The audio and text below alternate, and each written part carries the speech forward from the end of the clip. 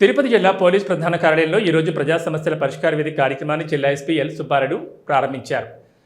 ఈ కార్యక్రమంలో జిల్లా నలుమూల నుంచి వచ్చిన ప్రజల ఫిర్యాదులను స్వయంగా విని అర్జీలను స్వీకరించారు. ప్రజల సమస్యలపై ఎస్పీ ప్రత్యక్షంగా విచారణ జరిపి సంబంధిత అధికారులతో ఫోన్లో మాట్లాడుతూ చట్టపరమైన పరిష్కారం తక్షణం అందించాలని, ఫిర్యాదుల పరిష్కారంలో ఏ ఆలస్యం చేయరాదని స్పష్టంగా ఆదేశించారు. ప్రతి అంశాన్ని సమగ్రంగా పరిశీలించి సంబంధిత పోలీసు అధికారులకు స్పష్టమైన దిశానిర్దేశాలు ఇచ్చారు. ఈ సందర్భంగా ఎస్పీ మాట్లాడుతూ ప్రతి పోలీసు అధికారి ప్రజల సమస్యలను గౌరవంగా విని బాధ్యతతో పరిష్కరించాలి.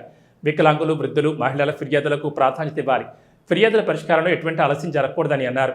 అలాగే జిల్లా కార్యాలయానికి రాలేని ప్రజలు తమ స్థానిక పోలీస్ స్టేషన్, సర్కిల్ లేదా సబ్ డివిజన్ కార్యాలయాల ద్వారా కూడా ఫిర్యాదులు చేయొచ్చని, ఆ ఫిర్యాదులు కూడా మీకోసం ప్రజా సమస్యల పరిష్కార వేదికలో భాగంగా పరిగణించి సత్వర న్యాయం జరిగేలా చర్యలు తీసుకుంటామని తెలిపారు.